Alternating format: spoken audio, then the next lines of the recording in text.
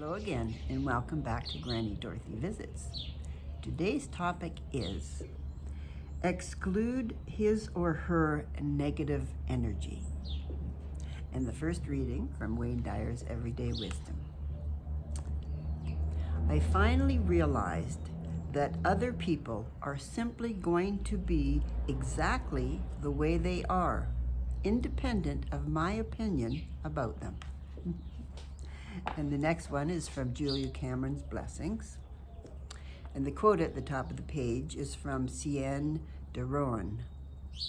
When you really listen to yourself, you can heal yourself. And this is called The Lamp of Inner Wisdom Lights My Path. I recognize that I have a gift for insight. I salute myself for being willing to listen to my inner wisdom. I honor myself for my willingness to hold true to what I perceive, even when my perceptions are not shared by those around me. In this way, I value and support my own individuality. I recognize that my perceptions are unique and trustworthy. I count my insight as a powerful blessing in my life and in the lives of those with whom I am intimate. I am tender toward myself regarding the vulnerability which my insights may engender, as I willingly let go of denial and rigid and doctrinaire thinking, which is a barrier to my perceiving the truth. I bless the ever-expanding light I have to see by. And the last one is by Dr. Gladis McGary, The Well-Lived Life.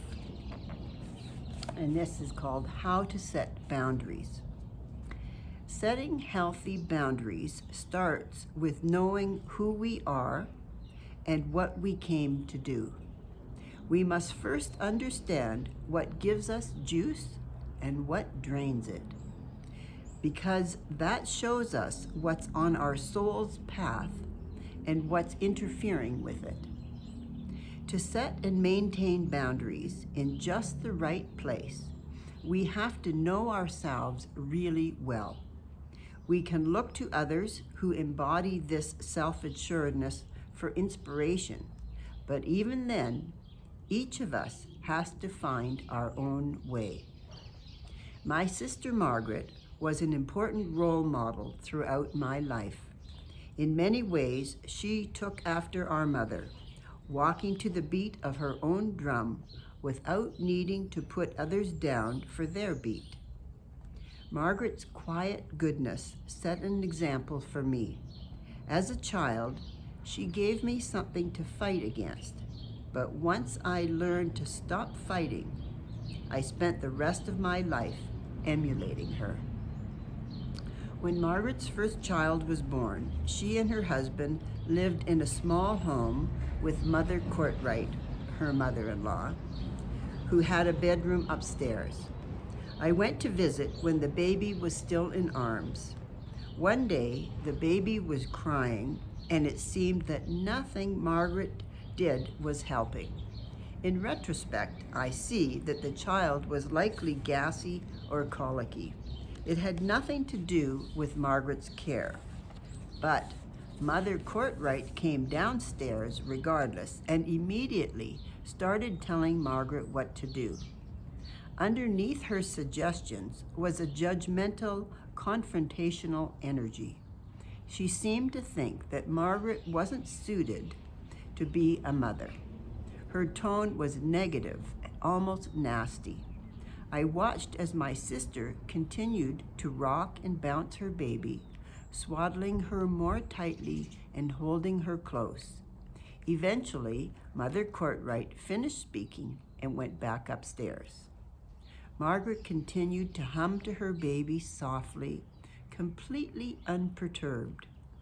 I was surprised by that because being treated like that would have really frustrated me. I asked my sister how it was possible that she was so unbothered by the incident. "Oh, she's just like that," Margaret said, between coos, her voice bouncing slightly to the beat of her knees. "That's none of my business, though. I don't have energy for it. All my energy is going right here to my child." Mother Courtwright lived another 20 years, and she criticized my sister during nearly all of them. But by the time she died, she had come to respect her so much that she left Margaret her car in her will. I have thought about that moment in my sister's living room many times. Her statement, "I don't have energy for it," is the clearest expression of boundaries I have ever found. She didn't mean that she didn't possess the energy. She meant that she was choosing to spend it on something else. Family was really important to Margaret, and it felt right to her to have her mother-in-law in her home.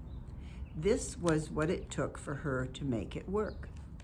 Boundaries are a hot topic in today's culture, yet we often think of them as ways to keep people out, like a fortress walls. I believe this is a misunderstanding. Boundaries come from deep within us. They're about how we choose to spend our energy, what's worth our attention and what isn't. In that way, our boundaries are entirely up to us. We often can't control who comes our way or what energy they bring, and putting too much effort into the losing battle of trying to do so drains our life force. But we can always be in charge of how much attention we give to the parts of people we don't like. Eventually, if there's very little positive life force to feed, the relationship will become quite surface level or even taper off. Yet there's no need to exclude any person, because all we have to exclude is his or her negative energy. Seen this way, creating good boundaries doesn't require us to keep people out. It requires us to allow the best parts of them in. So that's nice to always look for the good in people and don't let the negative throw us off. So I wish you and send you my love. Until next week, have a wonderful week. Bye.